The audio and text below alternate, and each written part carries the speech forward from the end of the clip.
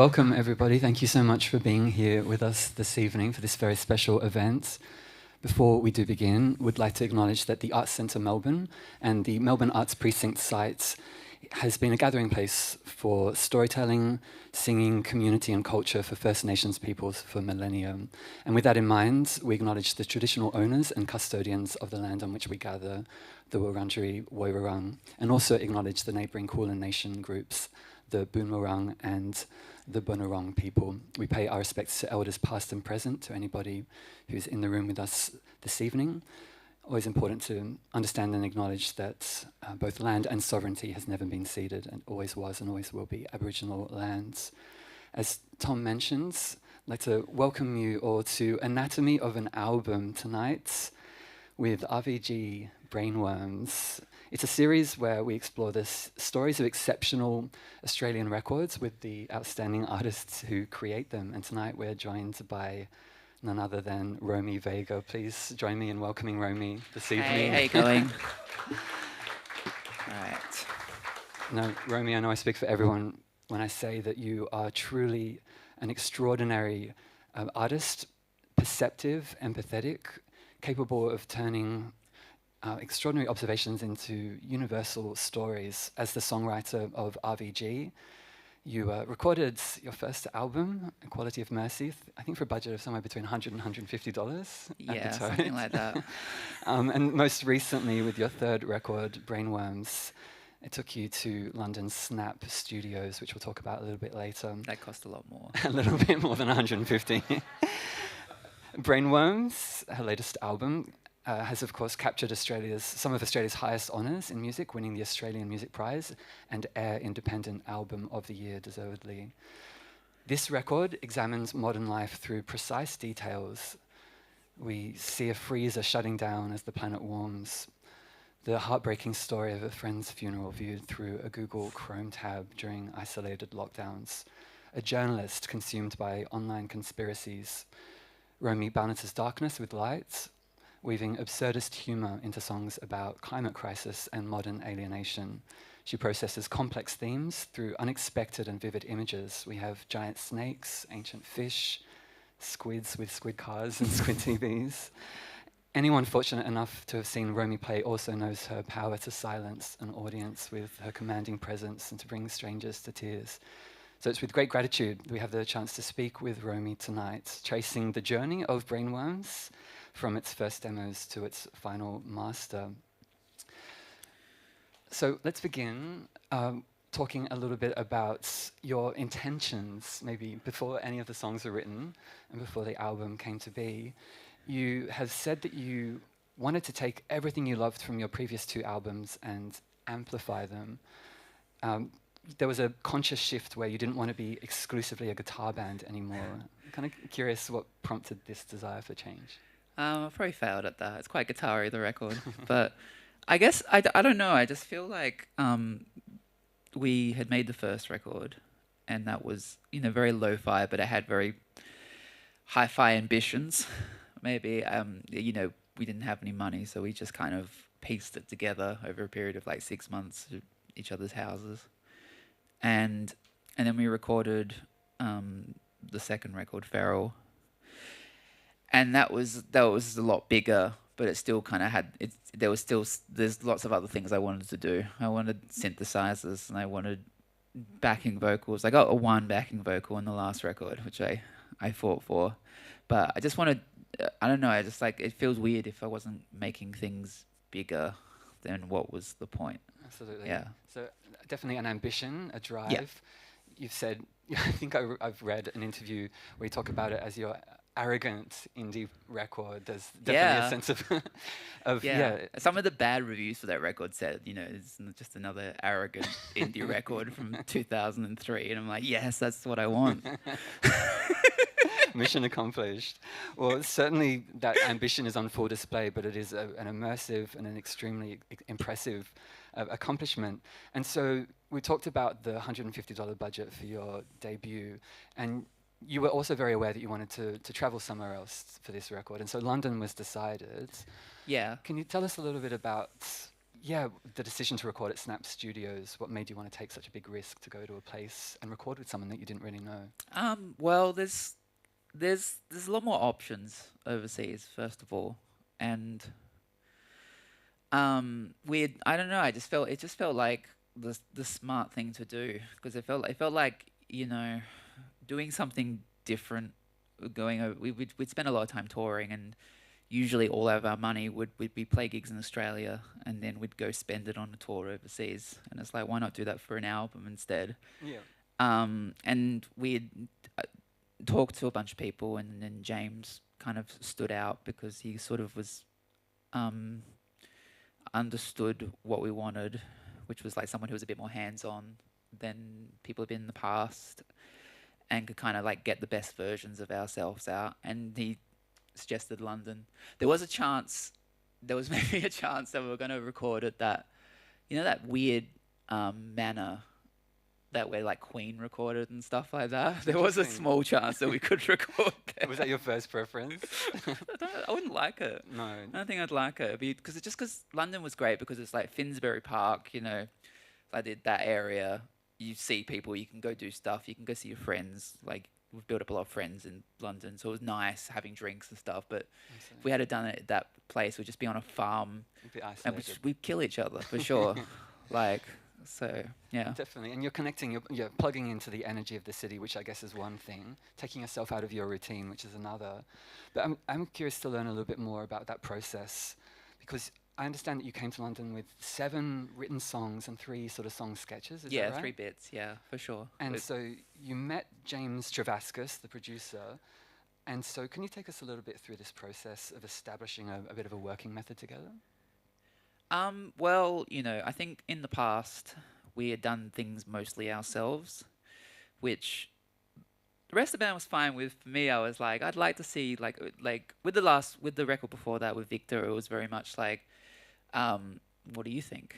And then we'd have to think between ourselves. But I really wanted someone who would be like the 5th person doing it, and I just got a good feeling from him, just in the sense that like I think he understood that like the importance of that, and then I guess someone who you said sort of took you out of your comfort zone a little bit. Was Yeah. they pushing you to sort of experiment a little bit? Yeah, and another thing also, it's like I feel like we have all these influences, these very Australian influences, which he had no idea about, which was like exciting. Yeah. You've got to like switch it up a bit. Like you don't want someone being like, oh, this sort of sounds like a go-between song, so I'm going to make it sound more like a go-between song. You want someone who's like, who the fuck are the go-betweens?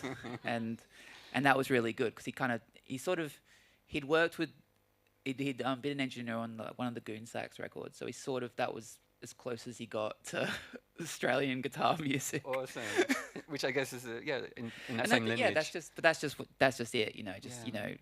That you have the thing where it's like the thing that you're always trying to switch it up, and I just really wanted to break away from that in a little way. Definitely. This is kind of more of a sub point, but just something I suppose slightly curious about. Obviously, you're an extraordinary musician, but also a deep fan of music.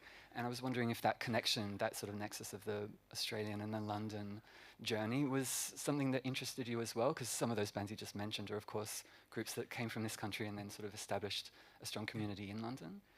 Yeah, I think I used to think like that for sure, but when I started going overseas, the bubble quickly burst. Yeah, I mean, I kind of grew up watching like Dogs in Space and listening to Birthday Party and stuff. I know all this, but as soon as we first went overseas, I was like, this is just Starbucks city.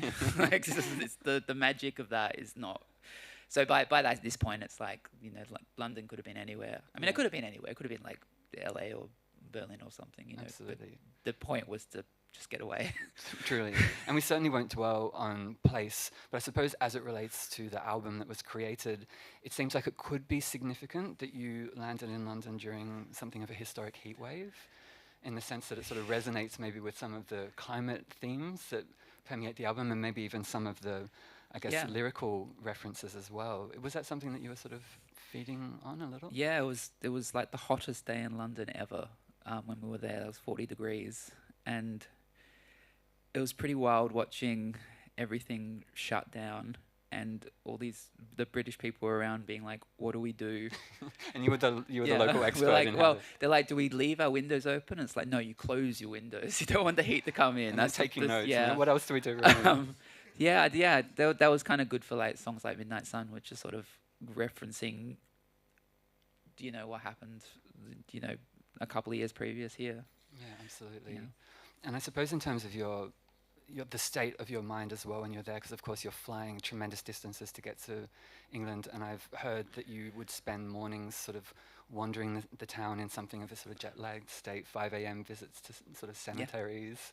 Yeah. Can you tell us a little bit about that frame of mind and maybe how that was sort of feeding into the songwriting at the time as well? Yeah, one of the things with this record was usually I would have everything sort of, the previous records, they're all songs that I would work on, have the lyrics all worked out. And this time around, I was a bit loosey-goosey with it, and I would just leave specific sections and be like, that's good enough for now, I'm going to change that later. And then it came to the point where I probably should think about changing it because I was going to record vocals soon. So I never got over my jet lag, which was nice. I kind of would wake up at like 5 o'clock in the morning and just go for a big walk, sit in the park. I had a little scrapbook with all the things I needed to fix, and I'd sit there and think about it. That's cool. So I guess from a songwriting perspective, that's really instructive. So yeah, having a physical journal that you're writing notes in, and I suppose also the physical process of walking can be helpful to clarify thinking. Yeah, absolutely. Walking's been really, I mean, that's one thing I learned during COVID is like walking brings out the best in me, really. And I don't like journals so much because I hate my own handwriting. So like writing something from scratch in a journal, it's like I will probably be writing that same verse like all through the book. That'll be the same thing. But if I have the things I need to work on and I can cross them out and fix them, then that was a manageable thing. Yes. And it felt really romantic and pretentious to be in a park in London being like, yeah, just finishing the lyrics on my album. Yeah, absolutely. And it's true.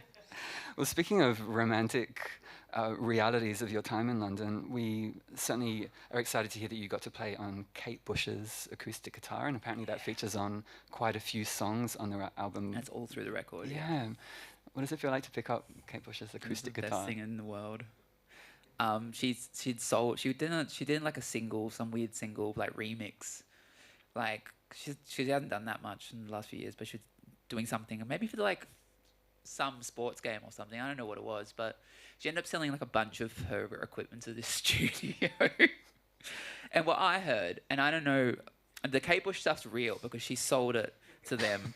But what the guy at the studio said is it was owned by Icehouse, who sold it to Tears for Fears, who then sold it to Kate Bush. Okay, as long as there's no follow-up questions, we're good with that story. And it was really nice. Like, it was a really nice guitar. Like, a really nice acoustic guitar is like I've come to realize is a really important thing. I got a guitar for free the other week. Like, it's the first time I've gotten like a free musical instrument from my contacts in the music biz.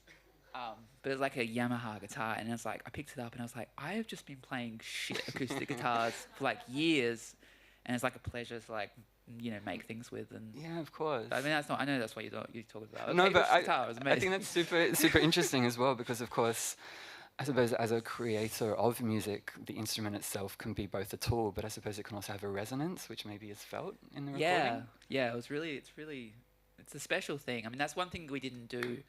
I mean, I think in the start of straight after COVID and the start of like making these, working with the band and trying to, get them to play my songs, I think there was one time where I bring in the acoustic guitar instead of the electric. Yeah, right. And they just like looked at me like, no, this doesn't happen. But there was a conscious effort to be like, I just trying new things. Well, that's it. It sounds like, because of course, I understand that picking up different instruments can be one of the great ways of sort of unlocking different areas of creativity. Is that something that you found as well? Yeah, absolutely. And I think the wonderful thing is that the next people that record there can say that they are using Romy Vager's acoustic guitar that's also Kate Bush's guitar. So I guess you're contributing to that sort of... Yeah, I don't think I have as much pull as Kate Bush. Respectfully to disagree. I suppose to conclude this sort of section where we're talking about the album studio time, would you say that in general, being out of your element can be a helpful thing to push you to experiment more? In the sense of being in a new city, new studio, new instruments, that's generally something you find? Yeah, I think it took me like years to learn, but I think being out of my element is the best thing for me. Yeah. I think initially I always did the things in a particular way that were very much like me focused, and this band was very much like, and just playing music live in general when I started doing it was a good way of breaking out of just my head. Absolutely. Essentially. And I think, like every time I take a risk, even if it's a bad result, it's still a good idea. Yeah. And I think, this is one of my favorite risks I've ever taken, really. Absolutely. Yeah. One which is, richly rewarded as well.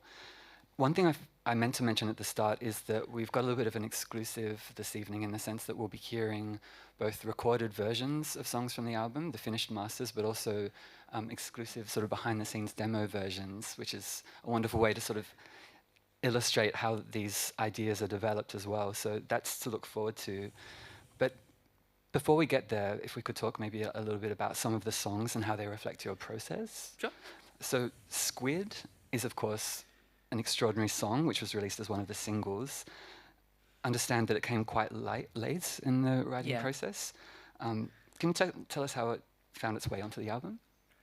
I guess we just kind of that was one that came quite from the four of us. I mean, in the sense that like I was kind of making the structure up on the spot. Really, I was panicking because I didn't feel like I didn't have enough songs. And I was like, if I have one or two more songs, I'll be set. Yeah. And I went to like 3 Phase and sat in a room and just did nothing. For like, I went there a couple of times and just sat in a room and was like, how do you write a song? That sounds like is that the first time where you've actually felt like, I'm sitting down in a room and now I've got to write a song? Like, something out of... This happens a bit. Yeah. This happens a bit more. But I had written down like a kind of some silly lyrics about Squid, and I'd sort of formulated like a very basic outline of it, and I was like, that's just too insane. And then I went to rehearsal like not long after that, and the band sort of looked at me like, where's the song? And I'm like, and I was like, what about this one? And I literally just played, like, there was no chords, I just played like an E minor and then just made shit up on the spot, and the band followed me and we built a song out of it. Incredible. And then when we got to James, it took on, it was a bit more structured, but it was literally just came out of nothing. Came out of panic. Yeah, a beautiful portrait of the creative process in real time, in a way. Yeah. Amazing. And I suppose this song is also quite resonant because it sort of reflects maybe some of the themes and ideas and visual, vivid imagery that you occasionally sort of, inspired by as a songwriter. The lyrics for this song in particular apparently drawn in some part from a Ray Bradbury short story, A Sound of Thunder. Yeah, it's half Simpsons and half Ray Bradbury. I'm not going to lie to you. I realised something the other day. It's embarrassing because it's like, I'm a millennial, I've got Simpsons brain. I've got like, but I was watching an episode of The Simpsons, and it was like season 13. I hadn't thought about it for years. And it's the one where like Mo... gets plastic surgery, and then but then the thing falls on him, and then he just turns back into Mo, and at the very end he's like, oh, why didn't I just turn into some other thing? But in my head I always remembered it as like some third thing, and I think there was a miss. And it's just, it's so stupid.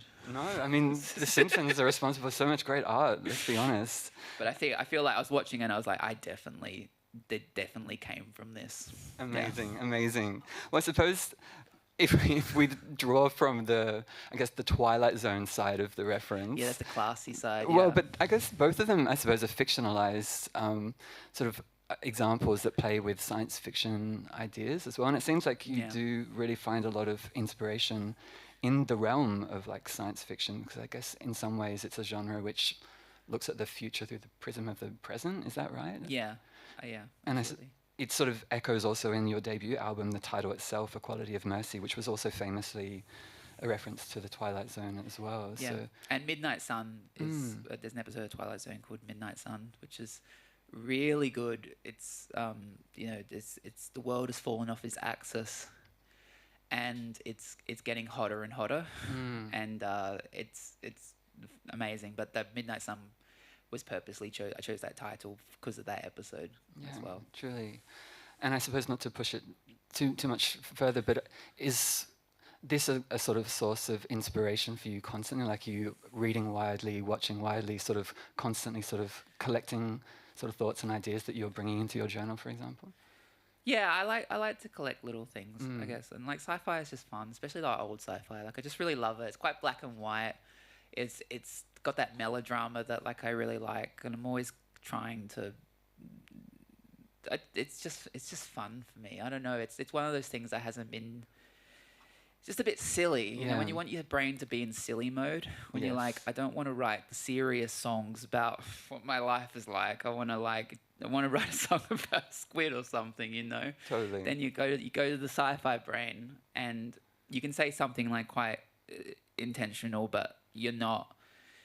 It breaks up the album really nicely. It's like you kind of have a bit of humor, which is like been important, and maybe some of the things that like isn't immediately obvious in some of the songs I write, but it's meant to be dramatic in a silly way sometimes. Yeah, and I understand that even more now. You're right. There's like a real kind of heightened melodrama, which adds gravity but also lightness at the same time. Sometimes it doesn't get across, and sometimes people are like, it's like, no, I meant to do that. I did this on purpose. Yeah, and I guess intuitively we sort of, we gather that. One image or one metaphor that apparently you kept coming back to during the writing of the record was frog in a boiling water. Yeah. The idea that a frog, is sort of comfortable until they're at a perilous point. And I suppose this is, of course, something that can relate to the world that we're in, where you've said a lot of the songs are about there being some sort of decline everywhere in the world, a decline from a point that's already quite bad. And these songs are a way of processing how to live in that, which is, of course, such a poignant sort of, idea. Can you expand a little bit about how Brainworms is processing that? I don't know. It's kind of it's peppered all through the album. Maybe it's just kind of like it's. You listen to the first record and it's very innocent in the sense that like it's kind of like, it's got like 2015 brain or something like that, you know, before kind of, lots of things happened in the world after that. I think the shine kind of went off things a bit more, and I don't know, I feel like it just kind of trying to express that like we can have, it doesn't have to be like this maybe, or it could be better, and just being familiar of kind of living long enough now that I kind of have see what is missing. And I don't know. It's just like it just kind of pops up. I suppose I'm sure I can give specific examples. Yeah. Well, exactly. Let's return to this when we're sort of looking at some of the particular songs for sure.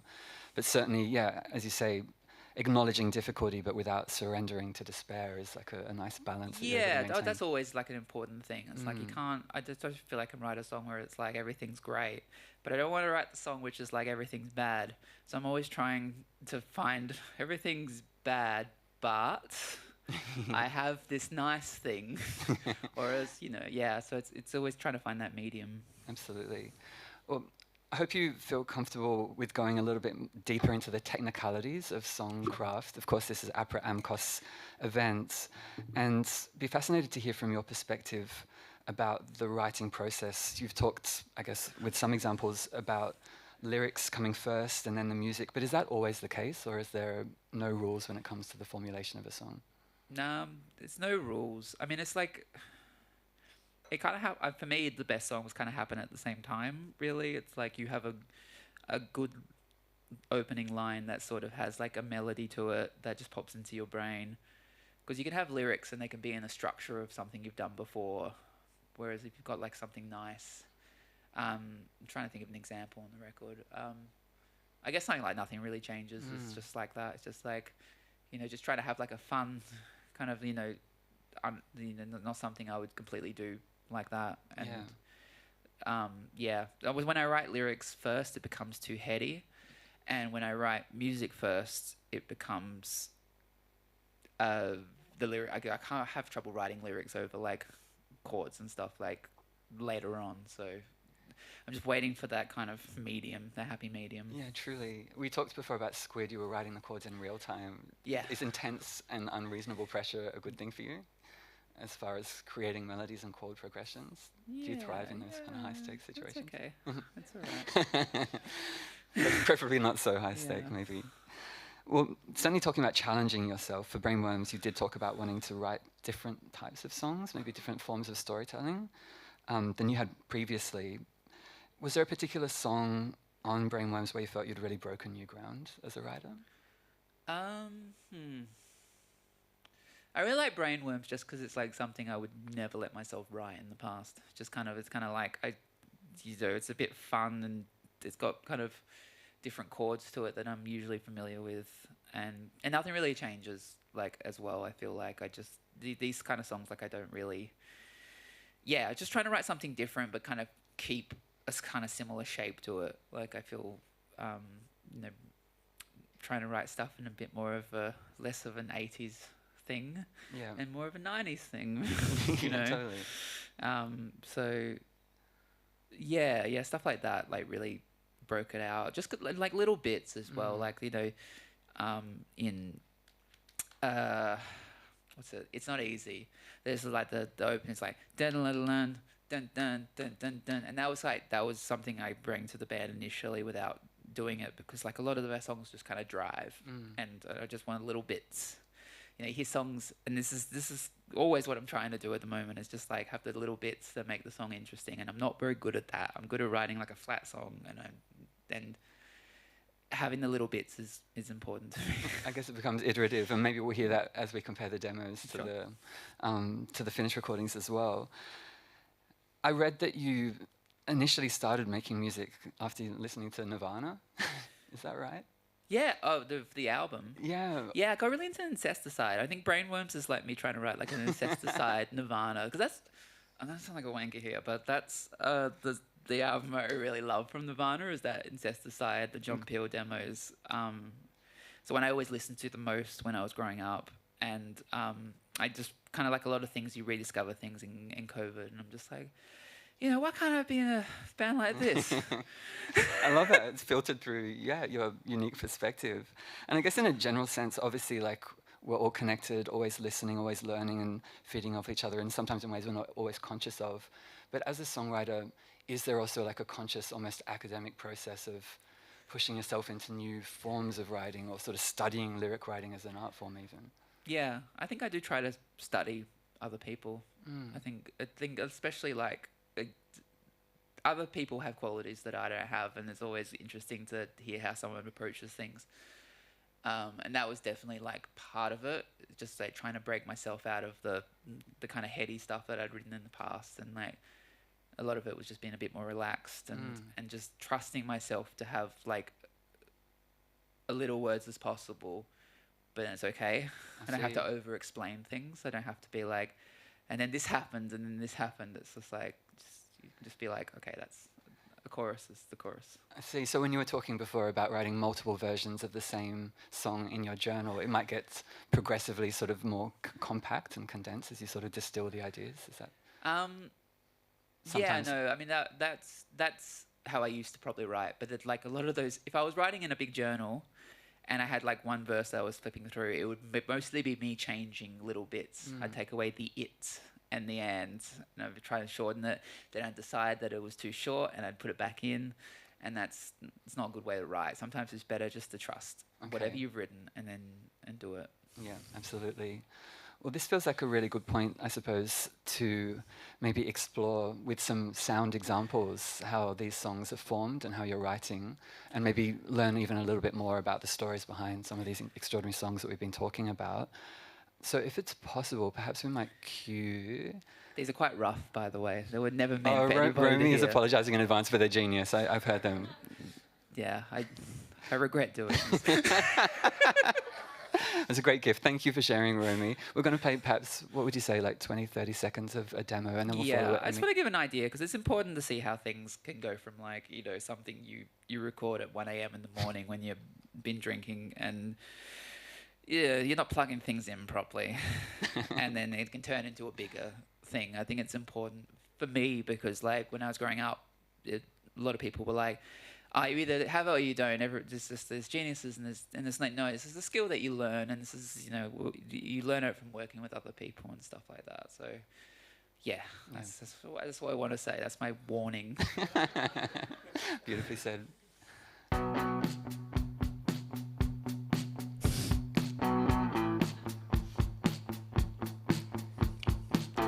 Sounds like the record.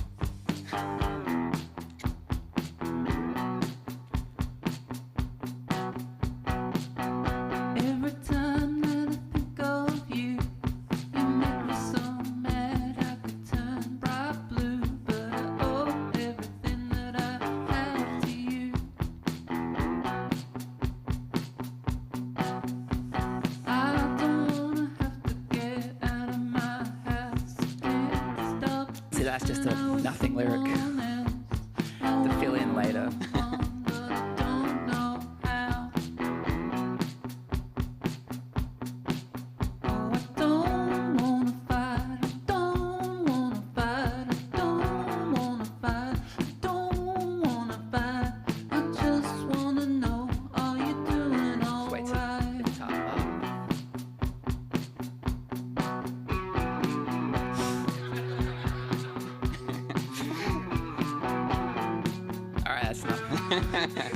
It's nowhere near enough, but I guess we'll have to make do.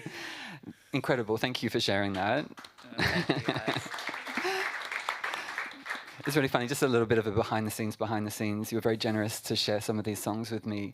They were generally labelled as they were on the final track list, but this one came as hit song _1. And I didn't even need to listen to the song to know what it was. Yeah. You obviously were sitting on a hit when you started writing it. Yeah, just because I had that riff, and I was like, that's a cool riff. It is it's a total hit. And of course, that really stunning and emotive mantra, I don't want to fight. Was that always the core of the song? Is that where it started? Yeah. There's little bits that you can see, and like even that bit, you can see that I've changed like a few lyrics. You know, I've just kind of gone, and then I filled it in with something a bit more clever than that. But yeah, the structure, the general intent of the song is there, and like, you know, a lot of the lines in it are lines that I stayed in. But yeah. So is that an example of something that comes quite fully formed in that sense? Like with that one, it's like, you know, the lyrics are like 70% there, and then there's just mumbling, and then filling in the mumbling just to make it make sense, because you've gone like, this would be really cool if I had this like clever line that kind of expressed this point, but I can't think of it quite now. And then I think I'm trying to think of one of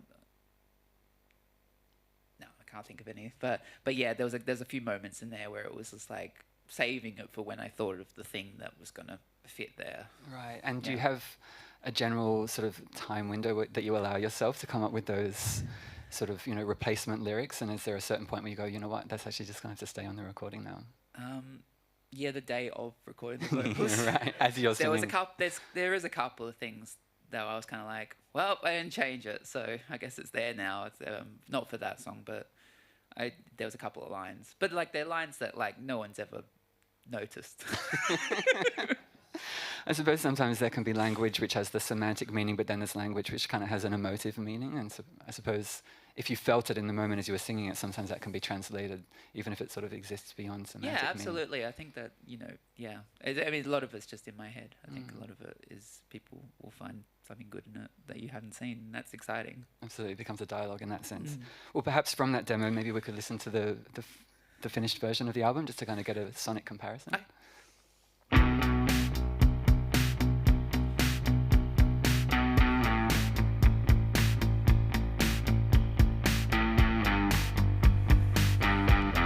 We fought over the snare drum for the final one. I want to hear more about that fight. Every time that I think of you, you make me so mad I could turn bright blue. But I owe everything that I have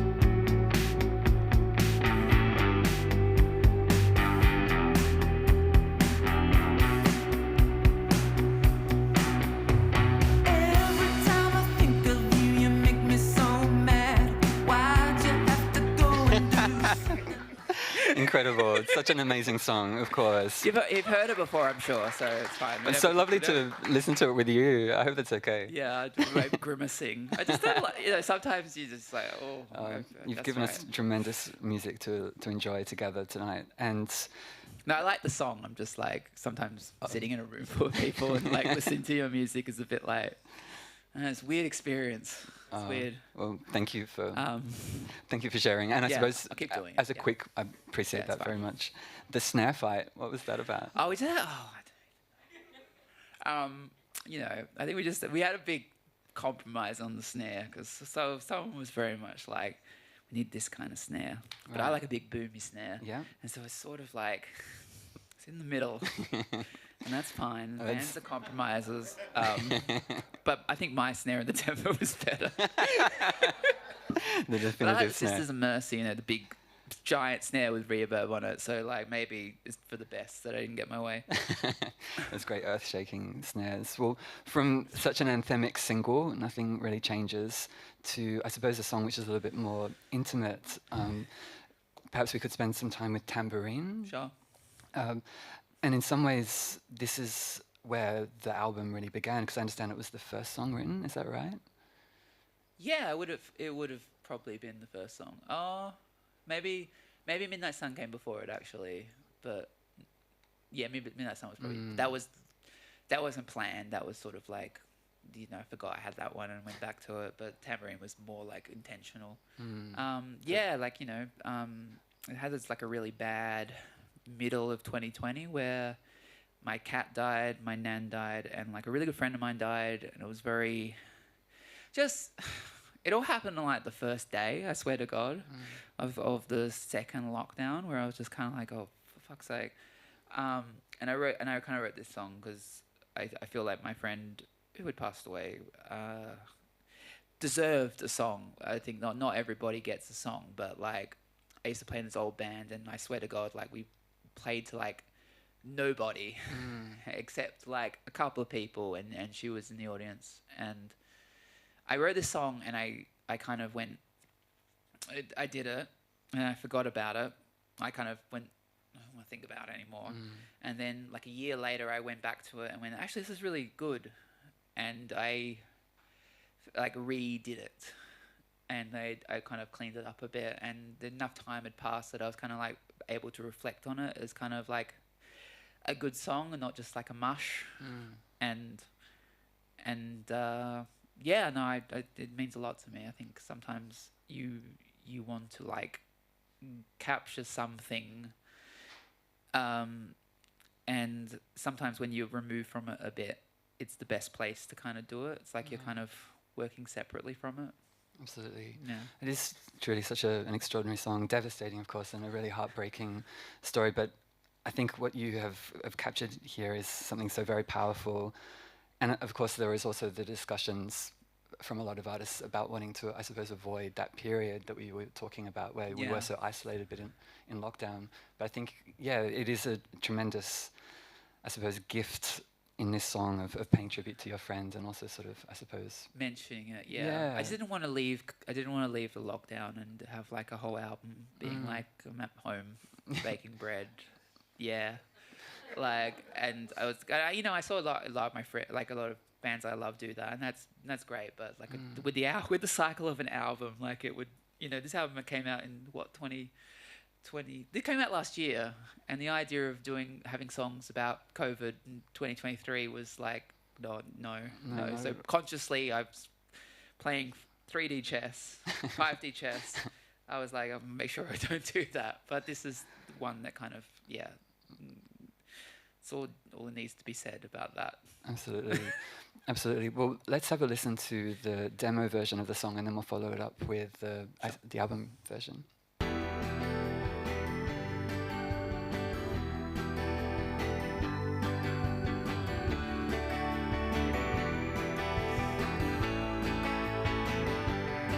They're playing drops of Jupiter, 'cause they never really knew you. The room is so cold and dark, your family are wearing masks. I can't hear the eulogy, the stream is bad quality, And I don't wanna see you go through a tab on Google Chrome. So I'm playing a record, both of us like, thinking one day in the future you'll be gone for a long, long time.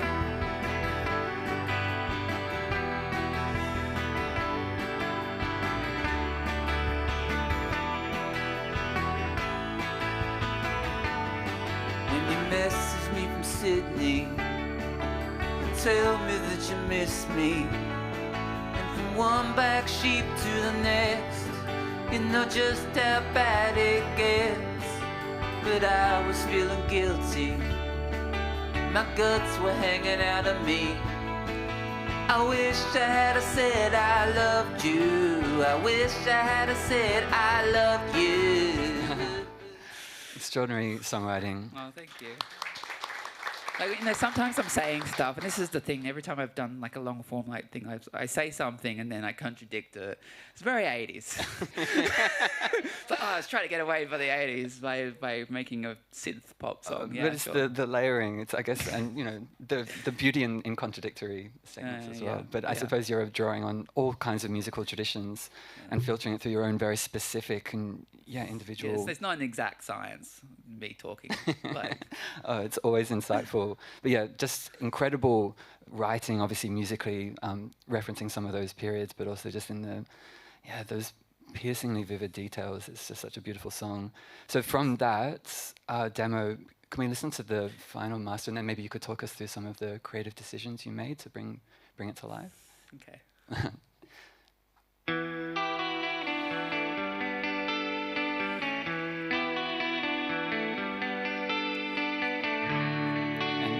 You tell us when you want to stop as well. What? You tell us when you want to stop.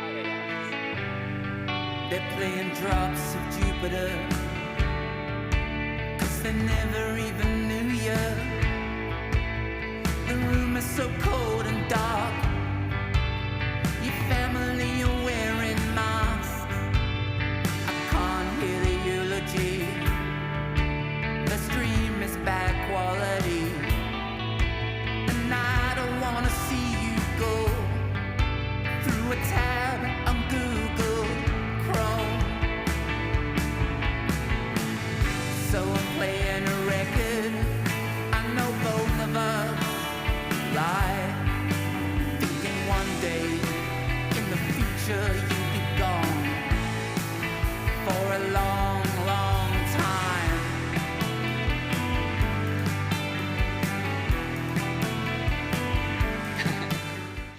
No, we don't have to listen to the album songs that much. So you've heard it before. Oh, well, I suppose it's beautiful to, hear maybe even just some of those additional sounds, the layers, maybe even some slight alterations in the intonation and the lyricism potentially. Yeah. It's slowed down a lot. There's a lot more feeling to it, which is what happens when you bring it to a band, I suppose, and you, because there's like with the demo, it's sort of like I'm in my own head, which is sad but humorous. So I'm kind of being like, na, na, na, na, na, na, na, and I bring it to the band, and they're kind of like, oh, this is a serious song. I guess we better play it seriously. Yeah, I guess, and this is a terrible analogy, but it's almost like the first time you express something, like you have a thought, you think that it sounds a certain way, but then when you actually say it to something like, Yeah. So I mean, I can shock people sometimes with stories that have happened to me that I guess maybe I found funny after a few years. I'll tell someone that, and they'll be like, that's fucked up. And that's how I write my songs as well. But yeah, what's there to say? There's a lot of Kate Bush guitar on this one. There's like lots of like, would definitely overuse that guitar on this one. No, you did it justice. I had a real rock guitar solo for this. It was like November Rain on the solo, and I got so badly vetoed. What? Devastating. I fucking know. Yeah.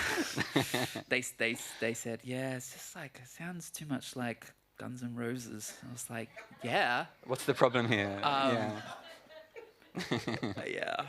That's what happens. Things are compromises. But I do think about that guitar solo.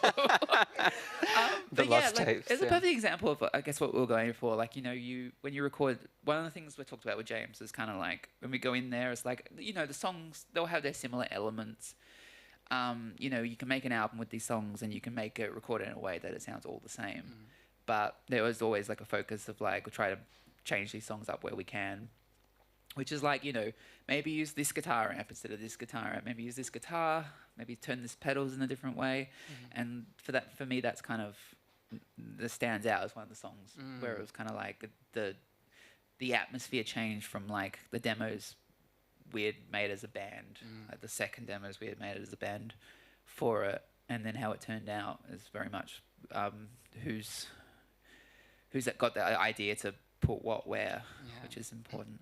And I guess you kind of known that before you just started playing around, experimenting, those happy accidents that end up forming some defining sonic characteristics of those songs, I guess. Yeah, exactly. Like, yeah. Well, I suppose that song Tambourine definitely touches upon how technology, I suppose, can alienate and isolate us. And certainly with the title track, Brainworms, there is very much this sense that we're going deeper into digital age anxieties, I suppose. Could you talk a little bit more about what this song represents to you in the context of the album, Brainworms? It kind of sums up everything for me. I don't know. Like, I'm not... I just feel like we're at this point where like a lot of people are going down their little rabbit holes, and it's just very hard to steer people away. And that's like, that's because that you're not offering them what they want, like depending on if they want is good or not. But it's just trying to capture something. It's just about just trying to capture someone absolutely losing their mind, which we all saw during COVID, and we continue to see on different levels. But in COVID, it was just like full on because everyone was at home and is trapped in their own brains. And I guess it's just trying to capture that. And it keeps on giving because oh my god, when Robert Kennedy had that brainworm in him, I was so happy. Oh my goodness, because I was like, it came true. Brainworms, it's very evocative and somewhat disturbing image. Did you always know that would be the title of the album when it came to you? Yeah, for sure. Like it's just a like sexy album title. Well, as you're just saying, it really does capture very much the moment that we're in, the radicalization through online communities, internet rabbit holes. I suppose it's also, filled with really vivid imagery, like a journalist yelling at my therapist and grinding my teeth till 1:45. It's like a rich character study in a way. Was that an opportunity for you, I suppose, to explore a different way of writing, an empathetic exploration of this particular character? Yeah. I will say grinding my teeth till 1:45 is my least favourite lyric on the record. That was one of the ones I meant to change, and I just didn't get around to changing. Oh, it's powerful. But it works out. See, everything works out. Exactly. But what was the question? Oh, I suppose just, was it a way to explore different types of writing, sort of seeing it through the perspective of a different character, I guess? Yeah, I've got a lot of those kind of songs. There's a lot of those kind of songs. And I was trying to steer my way away from those kind of songs because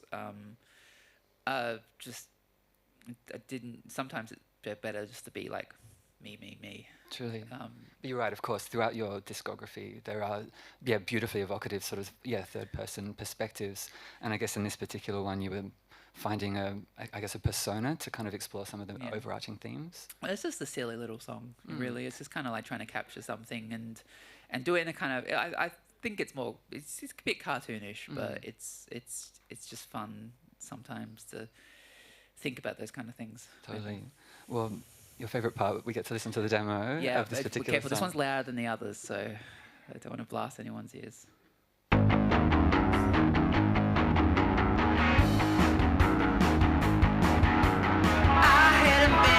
Type of God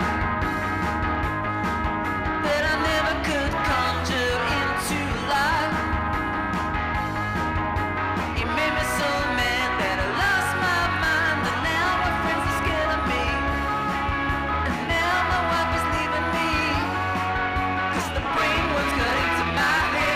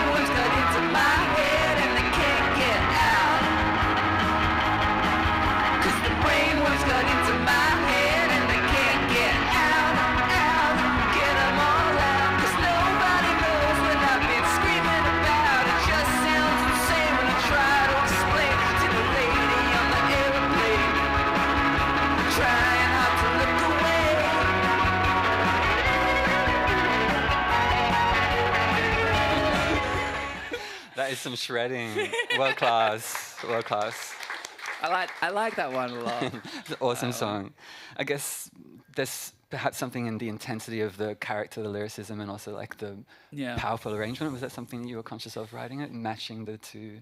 Yeah, I think sometimes it's like, I mean, the way I kind of operate in the thing is it's like sometimes writing stuff on a guitar. If I was writing a song on that, like that on the guitar, like straight off, it wouldn't make much sense. But it sort of made more sense to me when you put a lot of fuzz and you start recording the instruments, and that's a really good process for me. Is to kind of have like a sneak peek of how it's going to turn out. And with a song like that, where it feels very much like a band song or a future band song, it's kind of good to make something that's really loud and yeah, captures that live intensity. And it captures the thing you're trying to capture in a way. Absolutely. Well, I'm sure we'll, after this, all go home, listen to the album, and we'll certainly be blasting that one. Maybe not right now. Maybe we'll go to the next demo instead. But would you mind sort of briefly touching upon perhaps any of the significant changes that song underwent from demo to final form? It doesn't sound like a lot of the great things about this record. I feel like is Mark's drum parts for it. I mean, I feel like when I record stuff like this, the drums is the last consideration, but there's a lot of like, he sort of has this very sarcastic way of playing the drums or something. It's bouncy, and it's just kind of like dun, dun, and no one can kind of emulate that. Like a sarcastic way of playing. I guess sarcastic's the wrong word. No, it's like like bouncy. I don't know, and that's really that kind of has sprung out. A lot of this record and the band is like having those moments where it's a bit off kilter, and it's fun. Yeah, I guess. Absolutely. Yeah, there's a lot of joy in there for sure. Well, let's go to the concluding demo. Actually, I was wondering, how are we going for time as well? Because we'd look to do some Q&A at the end if we've got... Okay, great. Awesome, thank you. We're doing really well, that's good. Okay. So Midnight Sun, we've spoken a little bit about, certainly very evocative of that London heat wave with its kind of climate reference points, the freezers shutting down, the cold water's running warm. Could you take us back to the writing of this particular song, Midnight Sun? Yeah, this is kind of a period in 2019 where we didn't see what was on the horizon, but there was these bushfires, and they're still so fucked up. It was really, really bad time, and everything got kind of overshadowed by everything that would follow. But it's hard to overstate just how existential that was. There's a song like Quality of Mercy where like something angers me and then I just pump out a song kind of thing. I just get really mad about something. But also it's like, it's sort of mixed in with just like J.K. Rowling starting to go particularly mad at that point. And there was the juxtaposition between those two things, which was just making me like fucking furious at the time. And I guess it's like it's a bit of both of those things, really. And this is a really old demo. This is the one I least want to show. Oh, no. But I said I would do it, and I'm going to do it. Well, thank you for generously sharing. It's 2019. It's like, before we released the second record, which is weird because the second record took ages to come out, and we recorded it twice because the first time was really terrible. I'd love to find a copy of the first time we recorded it because it was bizarre. But what's my point? I suppose the timelines and so 2019 it was kind of it was sort of it's the biggest shift in it was kind of a big shift between like what the band was in 2019 and what it became after COVID. And all the lessons I learnt, and I kind of took an old song like that and sort of managed to make it into something a bit more different. Well, this would be a beautiful way of contrasting those different eras in your songwriting. So perhaps if you could play Midnight Sun, the demo, please.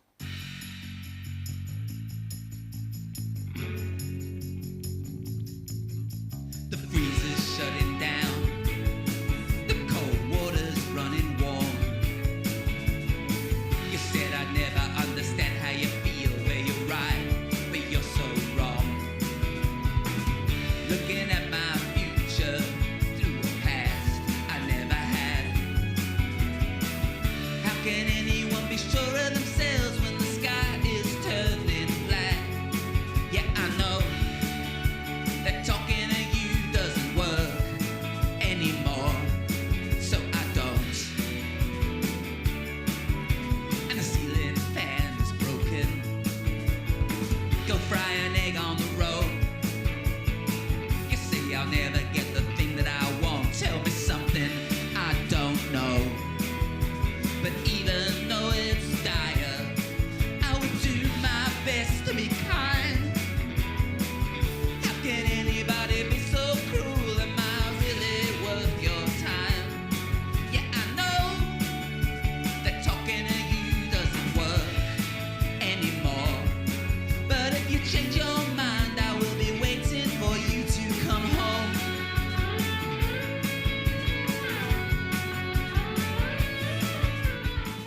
guitar lines, they were always there. Yeah, they were always there. They're Yeah, beautiful. You know. An incredible song, so many extraordinary lines, covers, I suppose, so many divergent themes that are core to the record. One of which I guess is also the difficulty of connecting sometimes with people.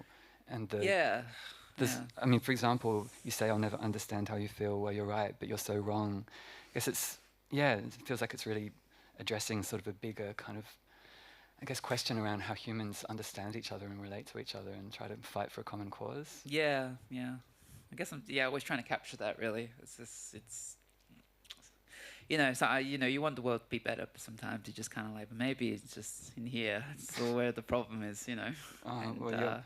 They're not just me, all of you as well. Exactly. Music is such a powerful bridge to connect as well, which is a great illustration of the purpose of this talk as well, Anatomy of an Album. Well, that kind of brings us to the conclusion of this section. If there is time, it would be great to open up for some audience questions as well. If anyone wants to raise their hand, Tom will come over to you with a microphone. Hello. Thank you so much for tonight. It's been awesome. I'm just wondering, when you are in the midst of making an album, are you someone who thinks, oh, I need however many more tracks to complete my album, or are you someone who has 50 tracks and you have to sort of bring it down and really think about what you're trying to portray in your album? No, I don't have any tracks. I don't have any tracks.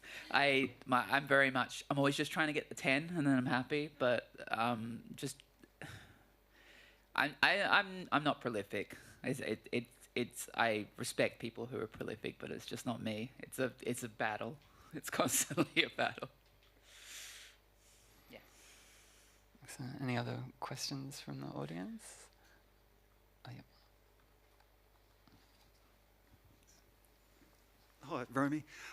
Just a question. The track you mentioned that you'd brought in a very basic state, and you were just strumming an E minor chord. Yeah. And then I'm assuming the band sort of worked with you from there. Yeah. How do you go? And it's probably more of a technical question. When it gets to the end of the song, it'd be very hard to track who contributed what. How does that go in terms of who's listed as the songwriter of that song? Well, I definitely, chords and lyrics are the most important thing, and I definitely led that. I definitely get that. I mean, that's up for debate, I think, in a lot of cases. But yeah, I don't know. I've never really been in a band that's sort of jammed. I mean, everyone's looking at me and being like, "What do I do?" So I feel like I get the credit for that. Absolutely. If they write a bridge, they can have it. I wrote the bridge.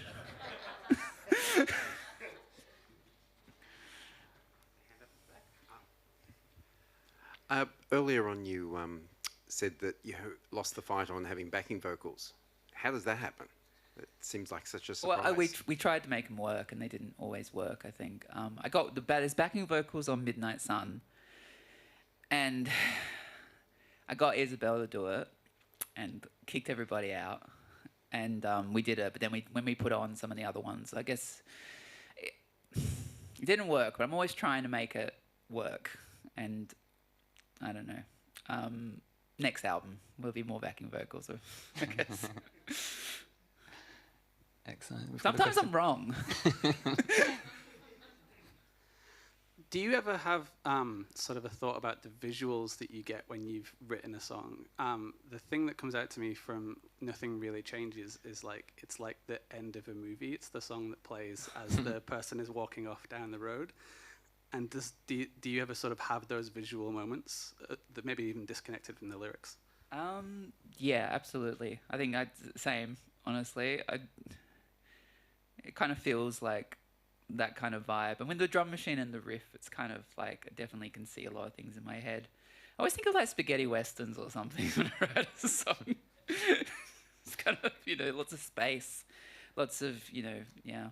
I'm not a super visual person though. It's interesting. That's another one of those genres which is both majestic and heightened, but also a little bit sort of playful too. Yeah, absolutely. Interesting. But yeah, I'm not a super visual person, but I can see.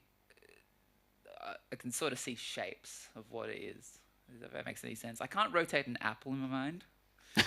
Like I have the idea of an apple. Some people can see some people. I talk about this every fucking time. No, please, please. Some people can close their eyes and see like a fucking red apple. Can you do that? I believe so. Can you rotate the apple in I your think mind? I can. See, I can't do that. Really? That's so fascinating. I would Yeah. never have known that about you. I hope that answers your question. My question is, if you're the boss, why do your guitar solos get vetoed? The people demand more solos. Yeah, I don't have an answer for that. I don't know, because let's compromise.